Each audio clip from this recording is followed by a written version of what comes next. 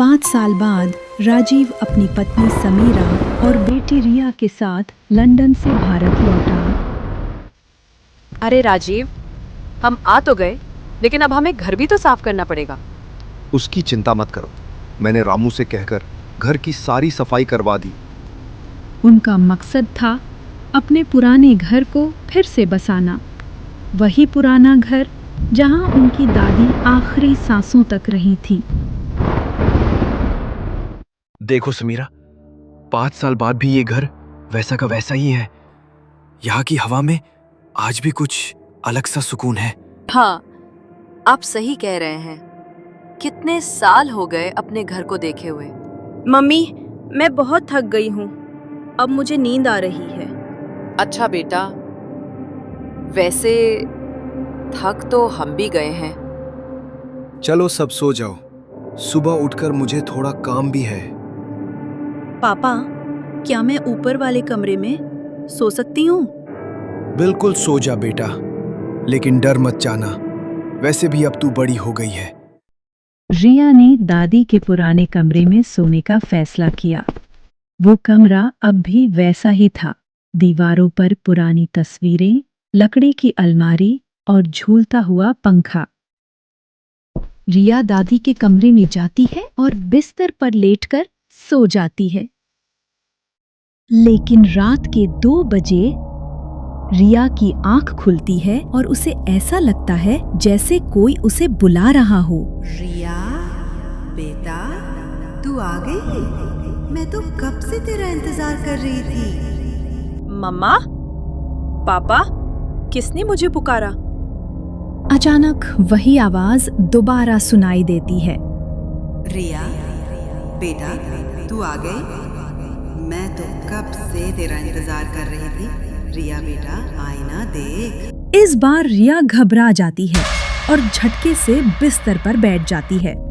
कौन है जो मुझे पुकार रहा है? फिर रिया डरते डरते आईने की तरफ बढ़ती है और जैसे ही वो उसमें देखती है, उसे कुछ ऐसा दिखाई देता है कि उसके चेहरे का रंग उड़ जाता है और वो डर से बहुत जोर से चिल्लाती है, शेर मम्मी! क्या हुआ रिया? क्यों चिल्ला रही थी? आईने में कोई और था मम्मा। वो दादी जैसी दिख रही थी, लेकिन वो बहुत डरावनी थी। रिया, ये सब तुम्हारी कल्पना है, उस कमरे में कोई नहीं है। नहीं पापा, मैं सच कह रही हूँ। मैंने सच में उस आईने में दादी का चेहरा देखा, जो कि हंस रही थी। अच्छा चलो, कोई बात नहीं, तुमने बस एक सपना देखा है। अब जाओ, जाकर सो जाओ, रात के 2 बज रहे हैं। राजीव को लगता था कि रिया ने बस एक सपना देखा था। रिया जाकर बेड पर लेट जाती है और फिर थोड़ी देर में उसे नींद आ जाती है। अगली सुबह रिया उठकर ड्राइंग एरिया में आती है। रिया बेटा, तुम ठीक हो? रात में तुम्हें क्या हो गया था? कुछ नहीं मामा, मुझे ऐसा लगा कि कोई मुझे बुला रहा था। बेटा, तू रात को ज्यादा थक गई थी, इसीलिए तेरे साथ ये सब हुआ। हाँ पापा, मुझे भी ऐसा ही लगता है। राजीव, शायद हमें इस घर को दोबारा बसाने से पहले शुद्धि करवा लेनी चाहिए। मुझे कुछ सही नहीं लग रहा। अरे भूत वूत कुछ नहीं होता है, इन सब बातों पर विश्वास मत किया करो। आज रात रिया के साथ फिर वैसा ही होता है। उसे फिर से अजीब अजीब आवाजें सुनाई देती हैं, लेकिन राजीव इसे एक बार फिर रिया का वहम समझकर वहां से चला जाता है।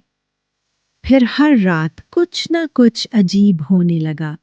कभी टीवी अपने आप ऑन हो जाता, तो कभी सीढ़ियों पर किसी के चलने की आवाज आती। एक रात जब समीरा रिया के कमरे में किसी काम से जा रही थी, तो उसने देखा कि रिया के कमरे में कोई काला सा इंसान जा रहा था।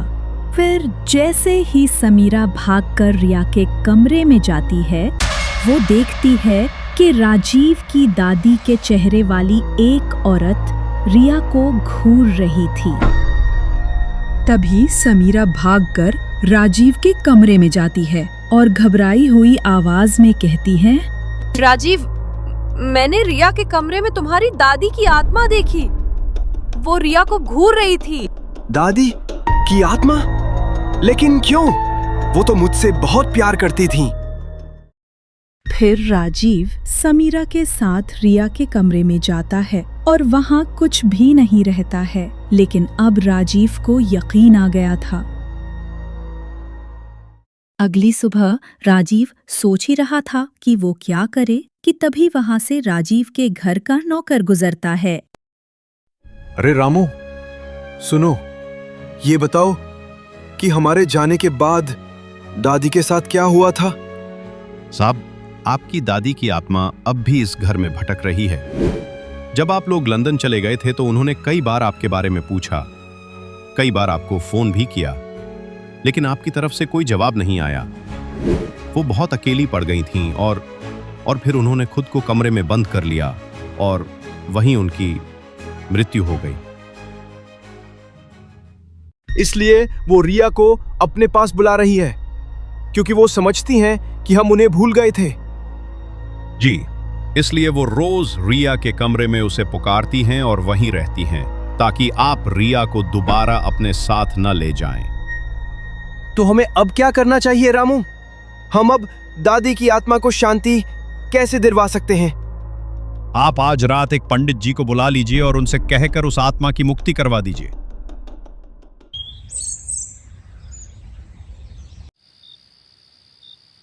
आज रात राजीव ने एक पंडित को बुलाया और पूरे घर में हवन कराया। हवन के दौरान बहुत चीखने चिल्लाने की आवाजें आने लगीं। लेकिन थोड़ी देर बाद वो आवाजें आना बंद हो गईं। आत्मा को संतुष्टि मिल गई है, अब वो मुक्त हो चुकी है। आपका बहुत बहुत शुक्रिया पंडित जी। फिर रिया दादी की फोटो पर फूल चढ़ाती है और कहती है, दादी, मैं आपसे डरती नहीं, लेकिन प्लीज मुझे ले मत जाओ। मैं आपसे प्यार करती हूँ। क्या ये खत्म हो गया? नहीं, ये एक नई शुरुआत है। हमने उन्हें याद रखा, अब वो शांति में होंगी। आत्मा को आखिरकार शांति मिल गई थी। अब घर का माहौल पहले जैसा भारी और डरावना नहीं रहा। हर कोने में फैली अजीब सी उदासी और बेचैनी अब जैसे गायब हो गई थी। राजीव, समीरा और रिया तीनों के चेहरों पर एक सुकून भरी मुस्कान लौट आई थी।